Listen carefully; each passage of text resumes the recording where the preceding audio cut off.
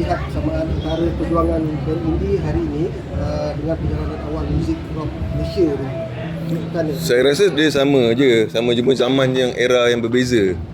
Ya, zaman dalam rock yang dulu tu kita tak ada internet, kita tak ada social media. Tapi konsep rock yang dulu tu adalah dia yang rebel against, memberontak against lagu-lagu pop masa zaman tu. So terhasillah rock, sesuatu yang lebih garang daripada muzik zaman 70-an dulu kan. Contohnya lah. So sekarang ni pun bila kita dah ada rock kapak, kita nampak anak-anak muda ni merebel lagi against muzik-muzik rock kapak tu. So benda tu that is the essence of rock and roll. Rock and roll ni adalah pemberontakan yang apa yang ada muzik rock tu macam ni, diorang budak-budak muda ni memberontak. Itulah the essence of rock and roll lah.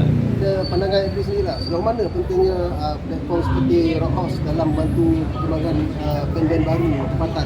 Saya rasa untuk anak muda, kalau kita nampak movement yang lama tu ada banyak yang ada buat macam-macam program kan. Tapi untuk anak muda tu saya nampak tak banyak lah.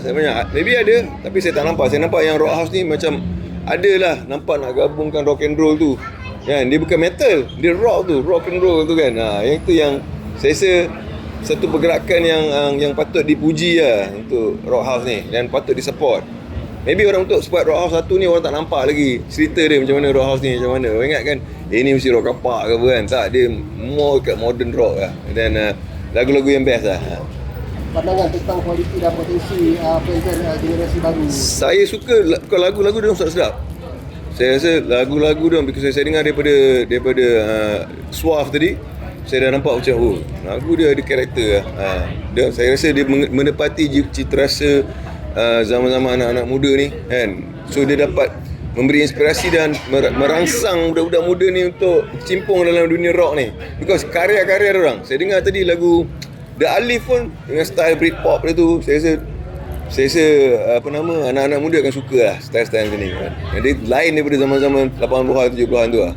So harus diberi pujian pada band-band muda ni. Apa yang perlu dilakukan oleh pemain industri untuk memastikan muzik dan terus relevan dalam kalangan generasi muda?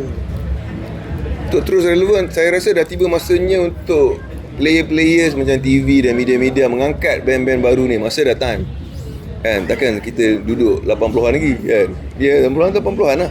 Takkan kita nak puji artis 80-an, musician 80-an. Sekarang dah time untuk masa dia orang pun dah 20 lebih dah. Dan tiba masanya untuk diorang ni diangkat sebaris dengan legend-legend dulu. Dan bila kita angkat nama-nama diorang ni, masa umur diorang 20 tahun, 19 tahun ni, lagi 20-30 tahun diorang dah legend lah. Diorang besar lah nama dia kan. Tapi kita perlu, media-media perlu memainkan peranan untuk memainkan tanggungjawab diorang untuk menaikkan budak-budak muda ni pula. Yang lama-lama tu sudah dah okey dah, orang semua kenal. Tapi ni sekarang ni untuk budak-budak muda pula, angkat diorang pula.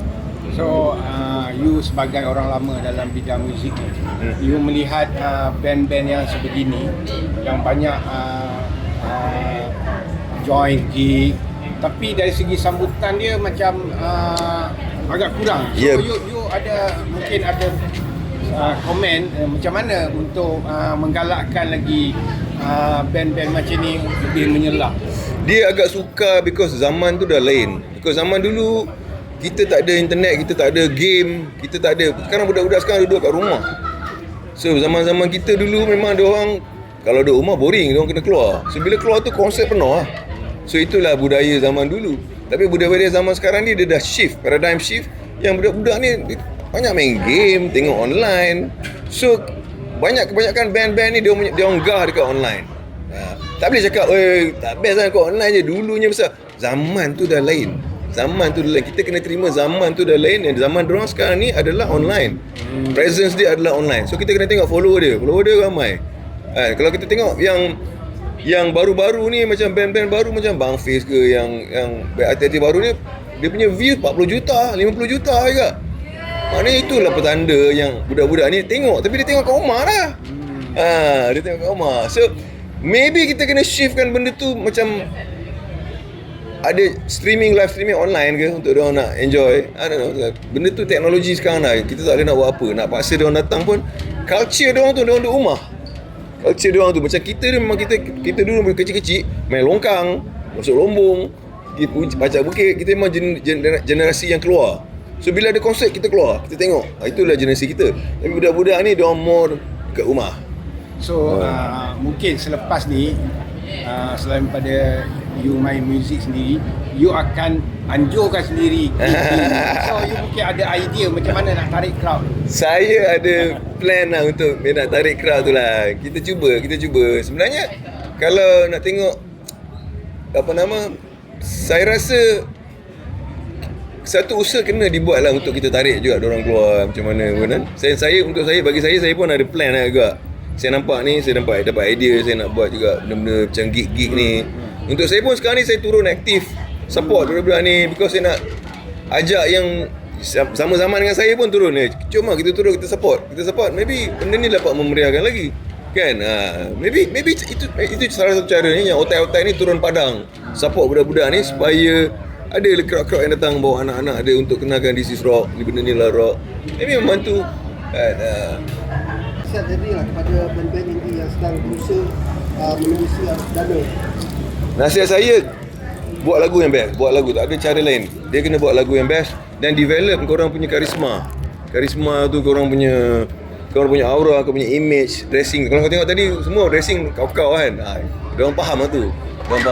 Cuma dia tak tackle generasi tua, dia tackle generasi muda. So dia bukan zaman kita tak faham. Kita zaman-zaman diorang. So maybe ada budak-budak yang tengok diorang terkesima dan teruja, wah aku nak jadi macam brother ni, Kita tak tahu. And so saya yakin pergerakan tu ada.